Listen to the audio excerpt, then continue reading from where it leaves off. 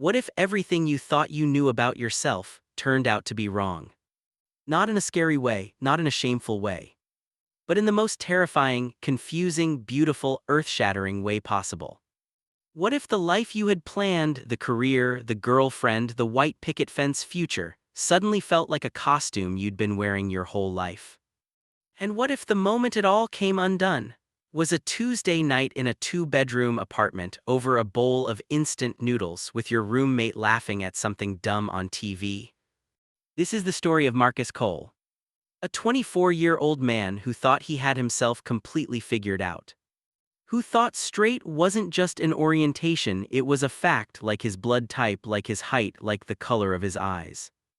And this is the story of Daniel Rivera. His roommate, his best friend, the last person on earth Marcus expected to fall in love with. Stay with me, because this story is going to take you places you didn't expect. It's going to make you cry, it might make you angry, it will definitely make you think. And if you've ever questioned who you are, even for one quiet second in the middle of the night, I promise you, you are not alone. Let's begin. Marcus Cole grew up in Clarksville, Tennessee, in a house that smelled like pine cleaner and Sunday pot roast. His mother, Diane, was a woman who ironed everything, including dish towels.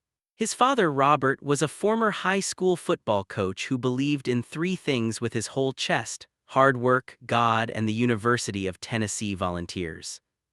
They were, by all outward appearances, a normal American family. And Marcus was, by all outward appearances, a normal American boy. He played Little League, he mowed the lawn without being asked twice. He learned to drive in an empty church parking lot on a Saturday morning, his father gripping the dashboard with white knuckles. In high school, Marcus was the kind of guy that everyone just liked. Not the most popular, not the most athletic, not the class clown, but solid, dependable. The guy who remembered your birthday and showed up when you needed help moving furniture. He dated a girl named Chelsea Prout for 2 years. She was pretty and kind and laughed at all his jokes, and Marcus told himself, genuinely, sincerely told himself, that he loved her. Maybe he did, in the way that you love something familiar, in the way that you love a song that played on the radio during a good summer. But looking back, and we'll get to that, Marcus would describe his relationship with Chelsea as wearing shoes that were almost the right size.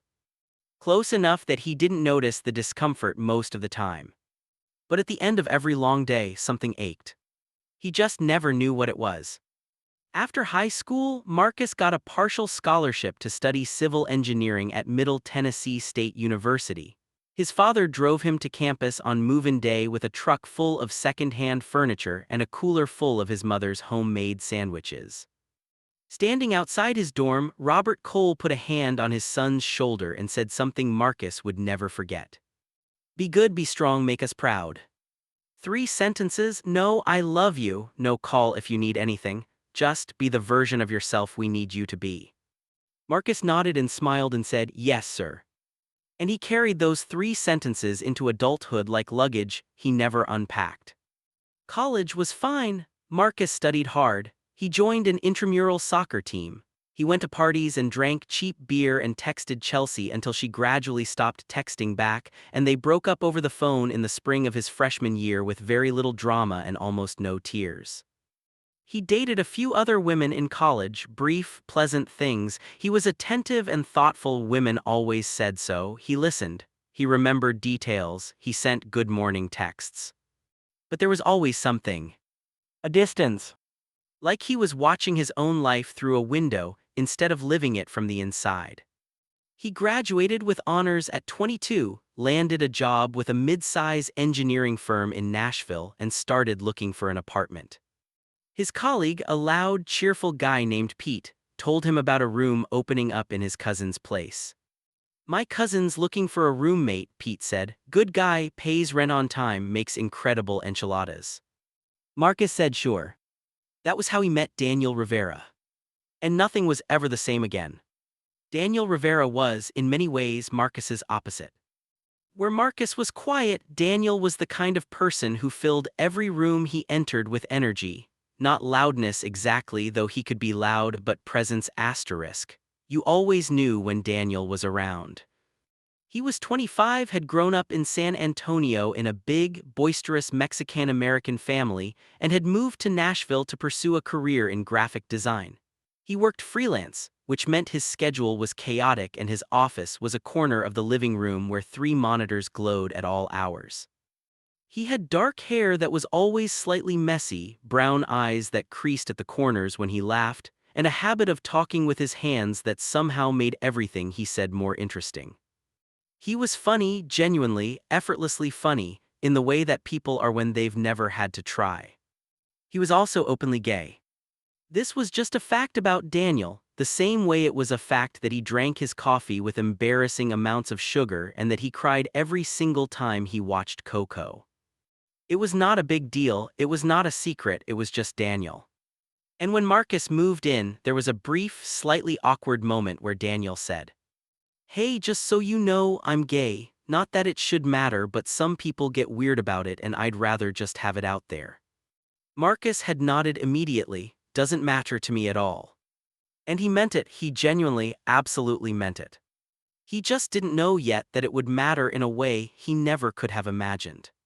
The first few months of living together were easy. They figured out the unspoken roommate language quickly. Marcus cooked dinner on Wednesdays and Thursdays. Daniel did the grocery shopping. They had an unspoken agreement that the living room TV was neutral territory, but the kitchen radio was Daniel's domain, which meant a lot of Bad Bunny and a surprising amount of Fleetwood Mac. They talked about everything: work, their families, bad movies, weird dreams, the philosophical question of whether a hot dog is a sandwich. Daniel said yes, Marcus said absolutely not. This argument happened roughly once a month. Marcus had never had a friendship quite like this one. Most of his male friendships were built on shared activities: watching sports, playing video games, going to the gym. Comfortable, uncomplicated, surface level. With Daniel, conversations just went deeper, without effort, without agenda.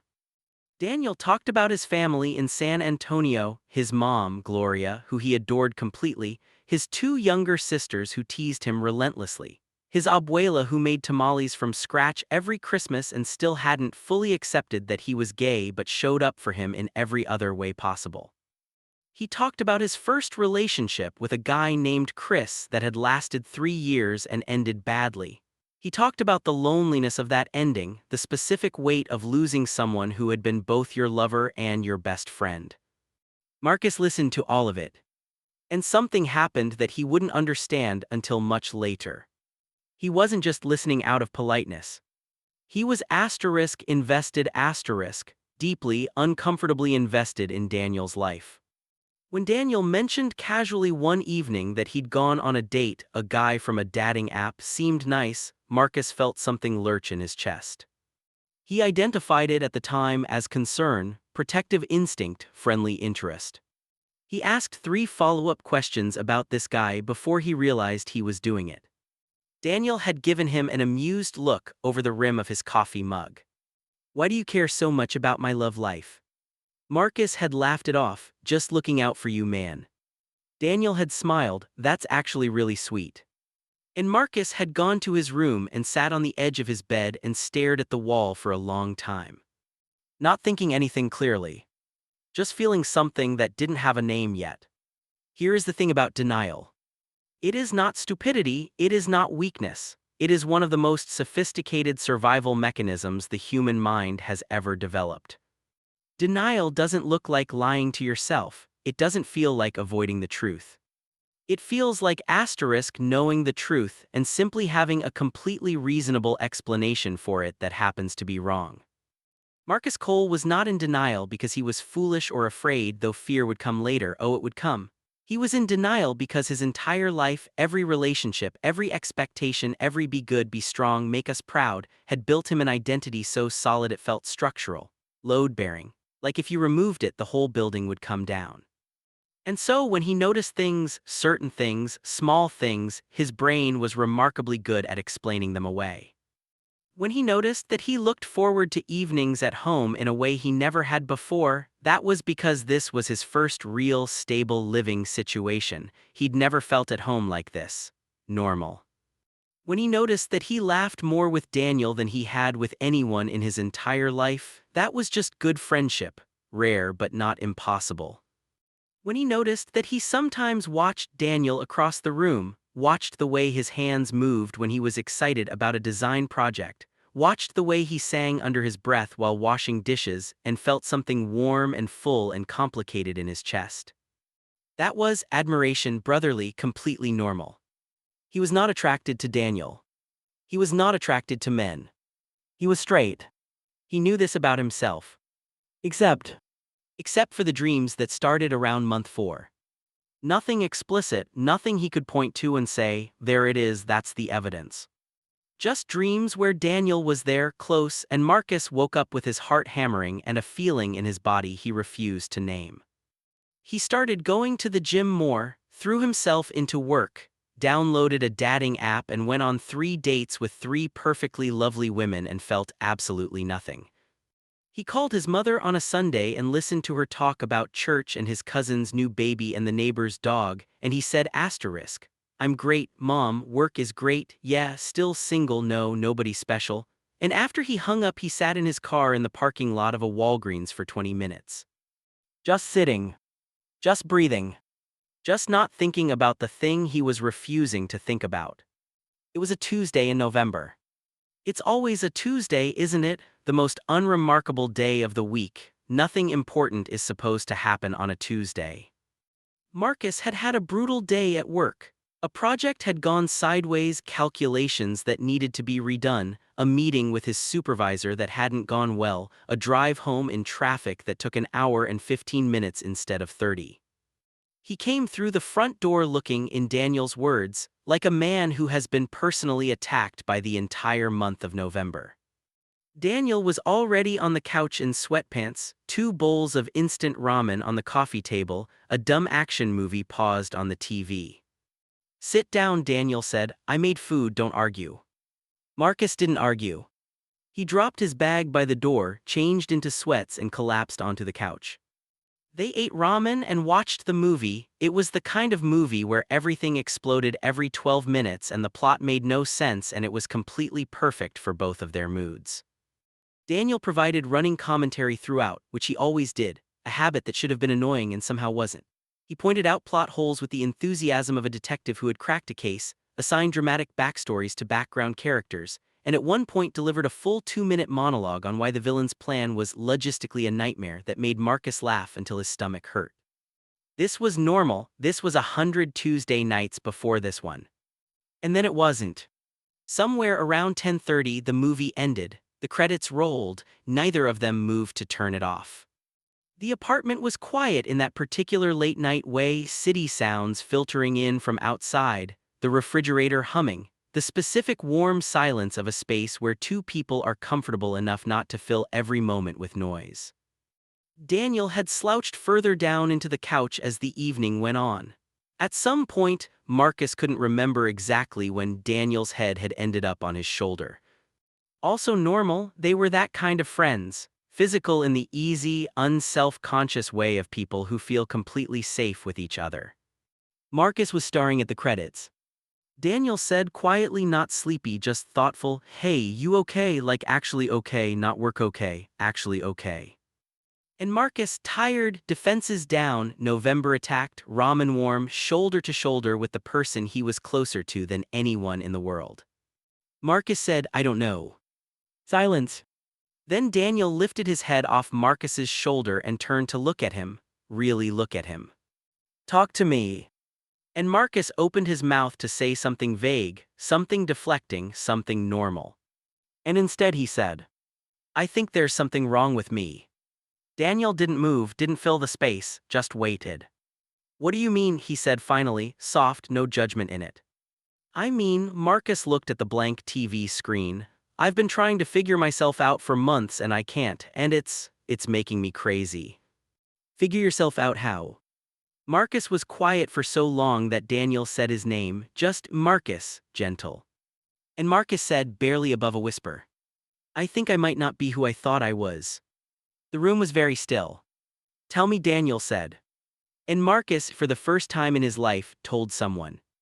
Not everything, not with clarity or confidence because he had neither, but he told Daniel about the feeling he couldn't name, about the dreams, About the dates that went nowhere, about sitting in the Walgreens parking lot, about the way he felt like he was wearing shoes that didn't fit. He didn't say Daniel's name, he didn't connect any of it directly. But he told the truth about being lost. When he finished, there was a long moment of quiet. Then Daniel said carefully, "Marcus, can I ask you something, and I need you to know that whatever you say, this doesn't change anything between us, okay? Nothing changes." Marcus nodded. "Are you asking yourself this because of me?" The question landed like a stone dropped into still water. The ripples spread. Marcus stared at the TV screen. His heart was doing something violent and complicated inside his chest. He could feel Daniel watching him, waiting, still not moving. And Marcus, quiet, controlled, load-bearing Marcus Cole, who had been Be Good, Be Strong, Make Us Proud his entire life, felt his throat close and his eyes sting, and he turned to look at Daniel and said, "I don't know what to do with this." Which was not an answer. Which was also the most honest answer he had ever given anyone. Daniel Rivera, to his absolute credit, did not make it weird. He didn't leap at the moment, he didn't press. He didn't make any face that Marcus had been dreading, not pity, not triumph, not discomfort. He just looked at Marcus with those brown eyes that crinkled at the corners and said, "You don't have to do anything with it tonight." "I know that," Marcus said, though he hadn't known that at all. "And you're not broken," Daniel said. "I need you to hear that, whatever this is or isn't, you're not broken." Marcus made a sound that was almost a laugh, jury still out.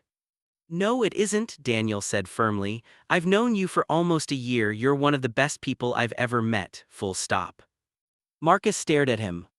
"I think," Marcus said slowly, "that I have feelings for you." He watched Daniel go completely still. "That I've had them for a while," he continued, because now that it was out, stopping seemed worse than going on. "And I don't know what that makes me, I don't know what I am, but I know it's real and I know it's you, and I'm sorry if this—" "Don't," Daniel said, "don't apologize." Silence. "Marcus," Daniel said, and his voice was different now, careful, like he was walking across ice and checking every step. "I have to be honest with you because I respect you too much not to be." Marcus braced himself. "I have feelings for you too," Daniel said. "I've been ignoring them for months because I told myself you were straight, you were figuring out your life, the last thing you needed was your gay roommate making things complicated." Marcus stared at him. "You have feelings for me?" "Yes." "Since when?" Daniel looked at the ceiling, "Probably since the hot dog argument." And despite everything, despite the magnitude of the moment, despite the fact that Marcus's entire sense of self was in the process of quietly combusting, he laughed. A real laugh, a shaking, helpless, bewildered laugh. And Daniel started laughing too. And they sat there on the couch in the November quiet, laughing at the absurdity and the terror and the strange, overwhelming beauty of a moment neither of them had planned. Nothing happened that night. Nothing physical. They talked until 2 in the morning, and then Daniel said, "We should sleep," and Marcus said, "Yeah," and they looked at each other for a moment that felt like it lasted much longer than it did. And then they went to their separate rooms. And Marcus lay in the dark, staring at the ceiling, heart hammering. Not with fear. With something that felt terrifyingly like hope. The next morning, Marcus woke up before his alarm and lay in bed cataloging everything that had changed. His body, his apartment, his sense of self. All of it. He thought about his father, he thought about Be Good, Be Strong, Make Us Proud. He thought about what this meant for every assumption he had ever made about his future. He thought about Daniel in the next room. He got up and made coffee, he made enough for 2 cups, automatic, habit-brained. Daniel emerged at 7:15 with messy hair and his glasses on. He wore contacts during the day, glasses in the morning, another tiny detail Marcus had cataloged without meaning to, and stopped when he saw Marcus at the kitchen counter. They looked at each other.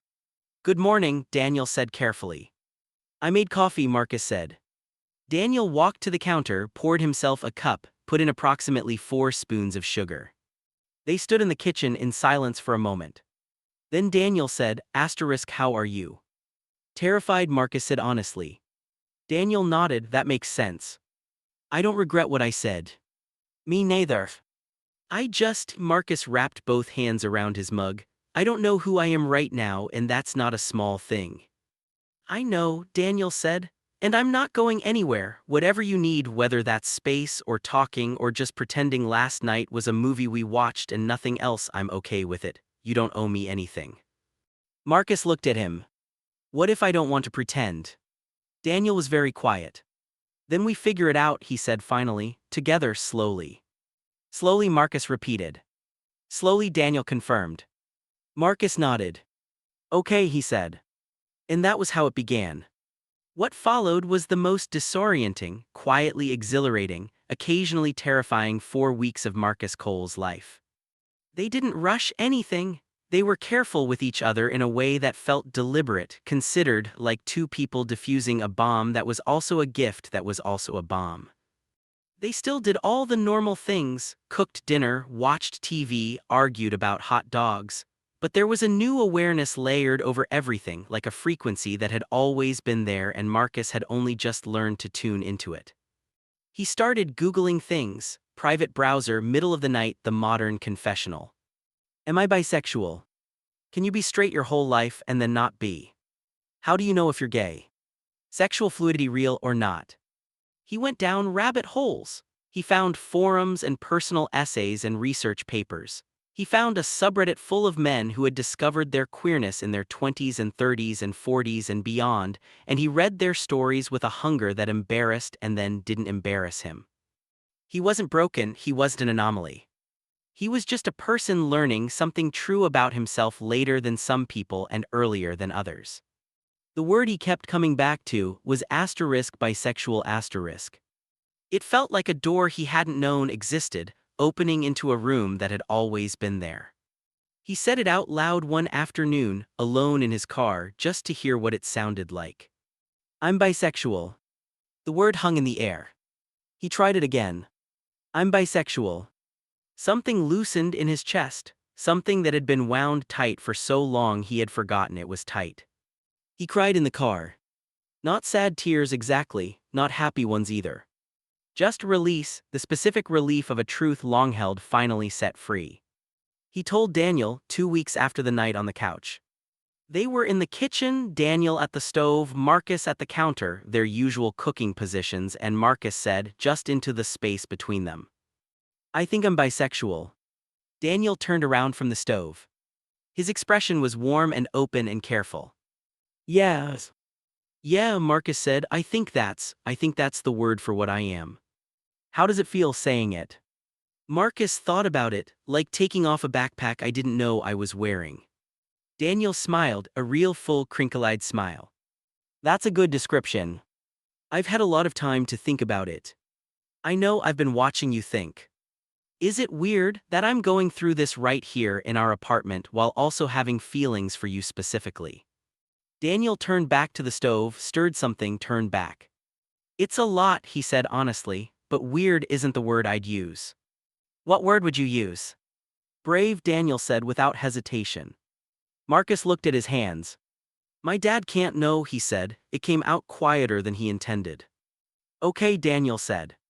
Not yet, maybe not ever, I don't know. You don't have to know that yet. I'm scared of what it would do to him. I know. He's not a bad person, he's just built a certain way, Daniel offered. Yeah. Daniel came over to the counter and stood close to Marcus, not touching, just close. The way he always was now, always within a certain radius like gravity. For what it's worth, he said quietly, you get to be who you are regardless of whether the people you love can hold it. Their limitations are not your responsibility. Marcus looked at him. You've thought about this a lot. I've lived it, Daniel said simply. My abuela still doesn't say the word, still shows up. Both things are true. I decided a long time ago that I get to live my life fully while giving the people I love time to catch up. Marcus nodded slowly. Your family sounds incredible, he said. They are, Daniel agreed, complicated and loud and a lot but incredible. I want to meet them someday. It came out without thinking. Daniel went very still again. Then quietly, carefully, like something precious. I'd like that. It was a Saturday in December. Nashville was doing that thing it does in early winter where it can't decide between cold and almost cold and settles on gray and damp and intimate. They had spent the morning at a farmer's market, Daniel's idea, always Daniel's ideas for Saturday mornings, and come home with too much produce, a jar of local honey that Daniel had negotiated the price of with cheerful aggression, and 2 cups of cider they'd sipped while walking through the stalls. Back home, putting groceries away, music playing from Daniel's corner, something soft, something Spanish, something Marcus had learned not to identify because Daniel always looked delighted when he explained who it was. And Marcus put the honey in the cabinet and turned around, and Daniel was right there, closer than expected, looking at him with an expression Marcus had never quite seen on him before. Not playful, not careful. Just certain. Can I? Daniel said. Just those 2 words.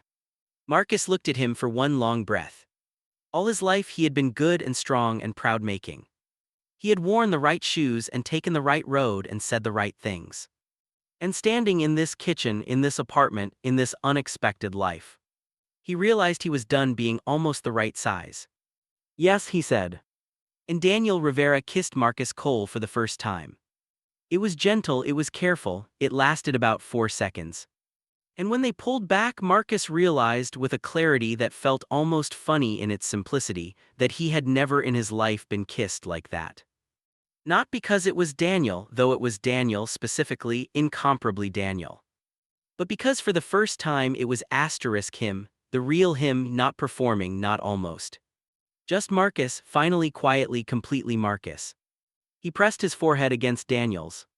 He didn't say anything. He didn't need to. Love is not a private thing. This is the cruel trick of it. You can discover it in a kitchen on a gray December Saturday. You can feel it bloom in your chest like something that was always there, just waiting for light. But it does not stay private.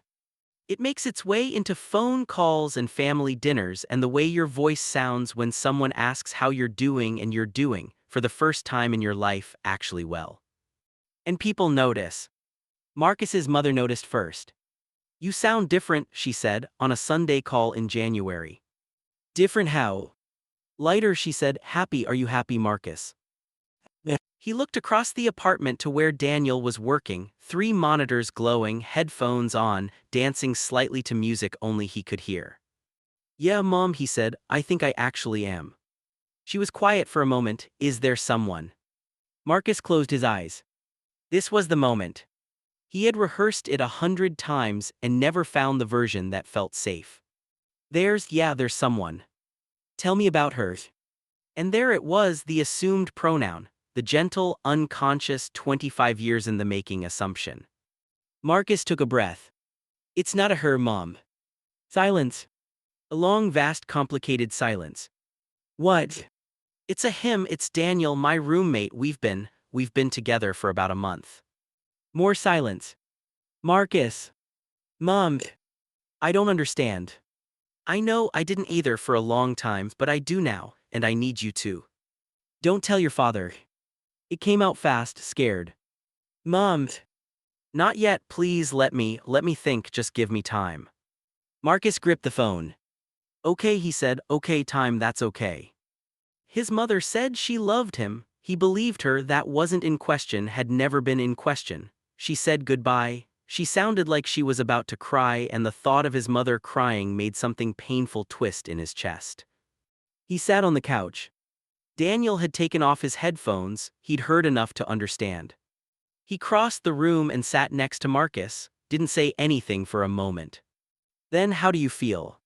Like I jumped off a cliff and I'm not sure yet if there's water or rocks at the bottom. She loves you. I know. That's the water. Marcus looked at him. What if my dad is the rocks? Daniel laced his fingers through Marcus's. Then we deal with the rocks, he said, together. Marcus's father found out 6 weeks later. Not from Marcus. From Marcus's mother, who, in a moment of desperation in the middle of an argument about something unrelated, said something she immediately regretted and could not take back. Robert Cole called his son at 9:47 on a Wednesday morning. Marcus saw the name on his phone and felt his stomach drop. Dad. Your mother told me, his voice was flat. A tone Marcus had only heard a few times in his life, not angry, which might have been easier, just shut down like a circuit breaker that had tripped. I was going to tell you. When I was ready. Are you a pause? Is this real? Is this something you've decided?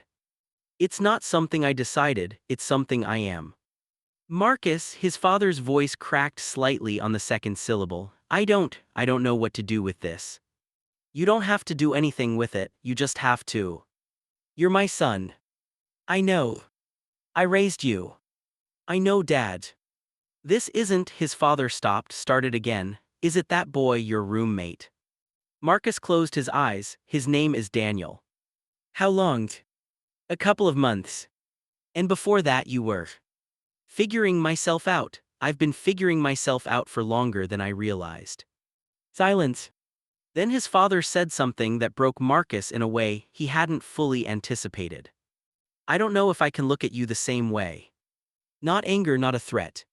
Just grief, the specific grief of a father who had built an image of his son and was now holding the pieces of it. I know, Marcus said, his voice was steady, he was proud of that later.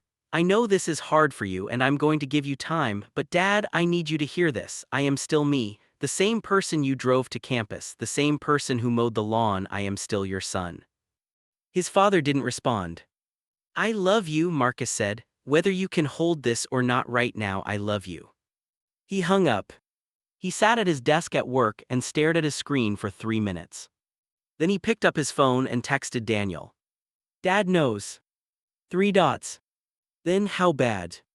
I don't know yet. I'm here. I know. He put his phone face down and went back to work. And he kept going because that's what you do. That's what survival looks like on a Wednesday morning in February in a mid-size engineering firm in Nashville. You keep going. While Marcus was navigating the earthquake of his family, Daniel was watching something happen to the man he loved that he recognized from his own past. He had been here before, not in the same way. Every coming-out story is its own landscape, but he knew the particular quality of this kind of pain.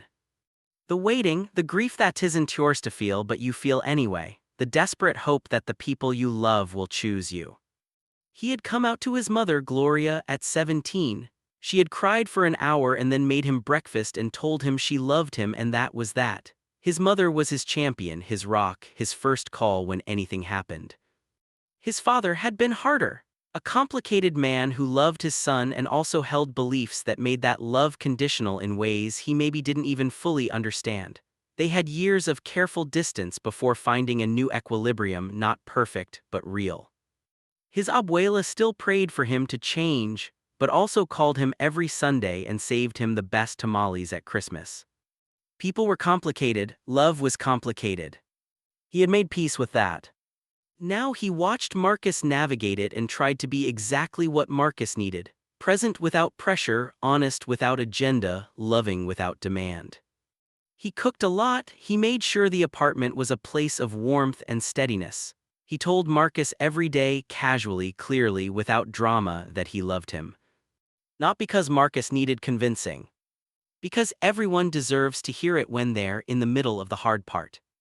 One night, lying in bed, they had crossed that particular bridge about a month into their relationship. Awkwardly and then not awkwardly at all, Daniel told Marcus about Chris. The ex, the one he'd mentioned in those early months. He wasn't out, Daniel said. When we got together, he was figuring himself out like you, but the difference was he never stopped hiding. For 3 years I was his secret. I loved him so much and I was his secret. Marcus was quiet, listening. When it ended, it wasn't because we stopped loving each other, it was because he couldn't be who he was out loud. He was too afraid of what he'd lose. Did he ever, Marcus searched for the right words, come out after? I don't know, Daniel said. We don't talk. Do you still love him? I'll always care about him, but I stopped being in love with him a long time ago. He turned to look at Marcus. You're not him, by the way. I know, Marcus said. I'm not telling you that story as a warning. Then why are you telling me? Because I want you to know that I understand what this costs, Daniel said. I know how much it takes to choose yourself, and I think you're doing it, Marcus. I think you're actually doing it. Marcus looked at the ceiling. I called my college roommate today, he said. Told him, he said, bro, I always thought you were too emotionally intelligent to be straight. Daniel laughed. I'm going to need to meet him. He's an idiot, but I love him. As it should be.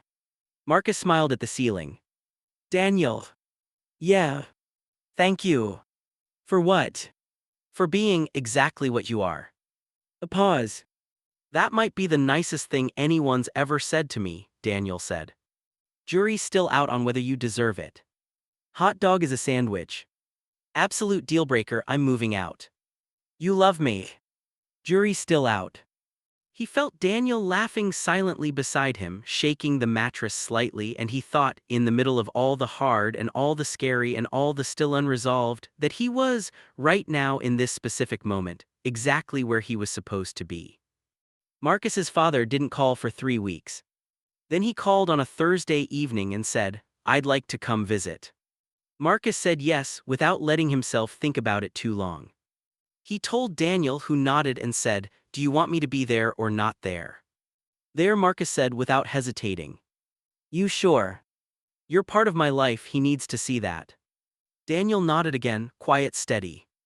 Robert Cole arrived on a Saturday morning. He'd driven from Clarksville about an hour and showed up at the door looking older than Marcus remembered, or maybe just more human, more fallible. He was wearing his usual jeans, a Tennessee Volunteers jacket cap.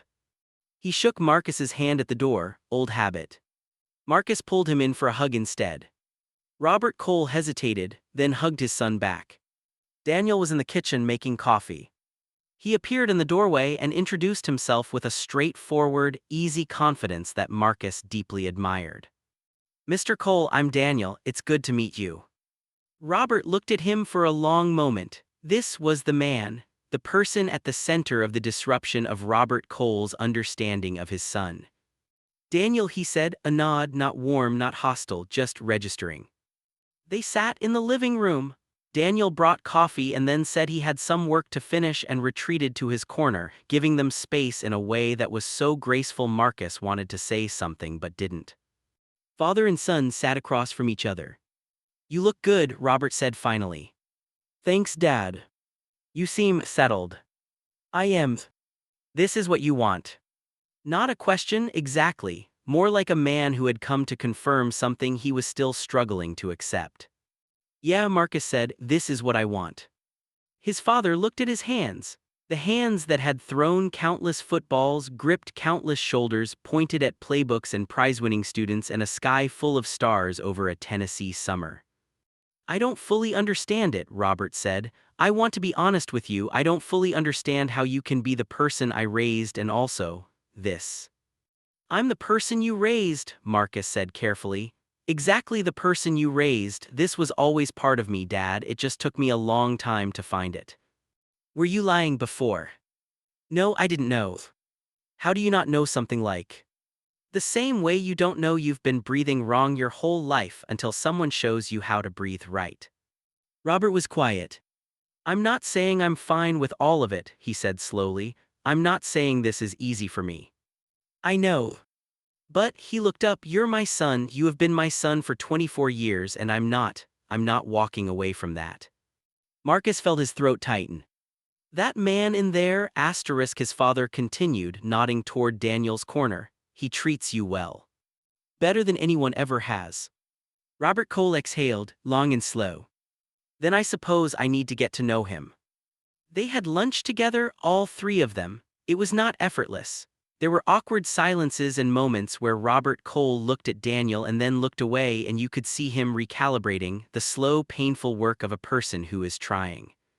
But Daniel told a story about growing up in San Antonio that made Robert laugh, a real laugh surprised out of him.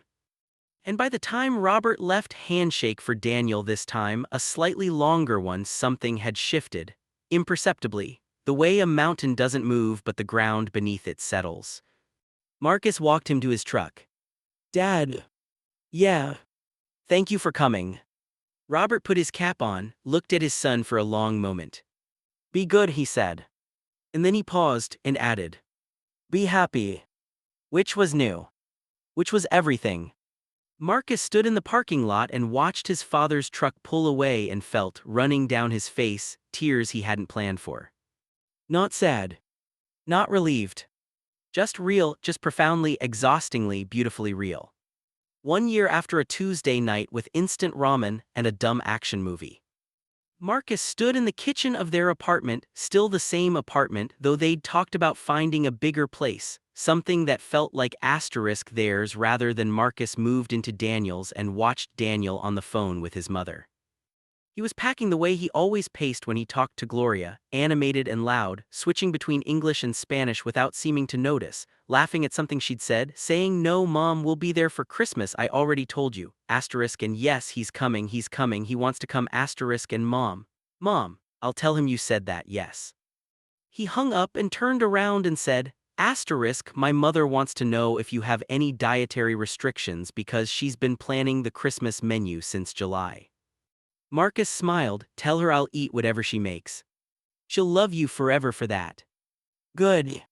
Daniel leaned against the counter across from him, that familiar position, a year of this exact geography, this exact light. You okay, he said, actually okay, not work okay. Marcus recognized the question, their question, the one that had started everything. Yeah, he said, I'm actually okay. Daniel nodded, good. More than okay, Marcus said, if I'm being honest. You're always honest, it's one of the things I love about you. I haven't always been, I was pretty dishonest with myself for a long time.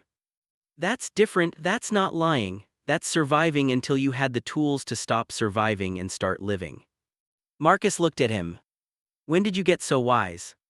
I've always been this wise, you weren't paying attention. I was paying attention. To what? Everything, every single thing about you. He crossed the kitchen to where Daniel was standing, from the very first day. Daniel looked up at him, the very first day. I thought you were the most interesting person I'd ever met, I just didn't have the language for what that meant yet. And now you do. And now I do. He kissed Daniel, easy and familiar and still after a year like that first time in this kitchen. Like coming home to a place he'd been trying to get back to his whole life. Open book epilogue, what this story is really about. Shift to narrator voice, reflective, warm. Marcus Cole would tell you, if you asked him today, that the scariest night of his life was also the most important. Not because of what he discovered, but because of what he chose. He chose honesty in a kitchen after a bad day, with noodles going cold on the coffee table. He chose himself in a city that wasn't where he grew up, in a life he hadn't planned with a person he never expected to love. He chose to let his father be human and fallible and slow to understand, and to love him anyway without giving up on himself. He chose Daniel Rivera. Who chose him back? His father called on Marcus's birthday that first year and said for the first time in Marcus's memory, I love you, son, just like that, unprompted. 3 words Robert Cole had apparently had all along, just packed beneath 30 years of asterisk, be good, be strong, make us proud. His mother visited in the spring and spent an afternoon with Daniel and came home and told Robert, he's a good one, that Daniel, he looks at Marcus like he's the whole world. And Robert had said quietly, good, that's good. If you're watching this and you're somewhere in the middle of your own version of this story. If you're sitting in a Walgreens parking lot at midnight not thinking about the thing you're refusing to think about. If you're wearing shoes that almost fit. If you love someone you didn't expect to love. If you're terrified of what the truth might cost you. I want you to hear this. The truth will cost you something, it genuinely will. It might cost you comfort or certainty or other people's easy versions of who you are. But what it gives you back is worth so much more. It gives you yourself. Fully, finally, for the first time.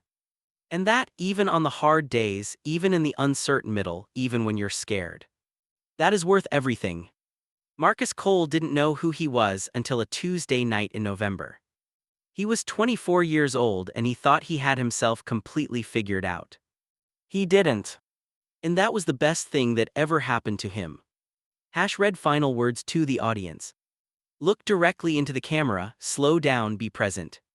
If this story moved you, if it made you feel something real, please share it. You never know who needs to hear it. And if you're on your own journey of self-discovery, whatever form that takes, I see you. You are not broken. You are not too late. You are not alone. Drop a comment below and tell me, what's the most important thing you've ever learned about yourself that you didn't expect? I read every single one. Until next time, take care of yourselves. And take care of each other. Clapperboard, end of story. Word count ~16 500 words. Estimated read narration time, 18-22 minutes at standard YouTube storytelling pace. Tags, *# true story # emotional story self-discovery love story coming out bisexual YouTube story storytelling inspirational story LGBTQ story.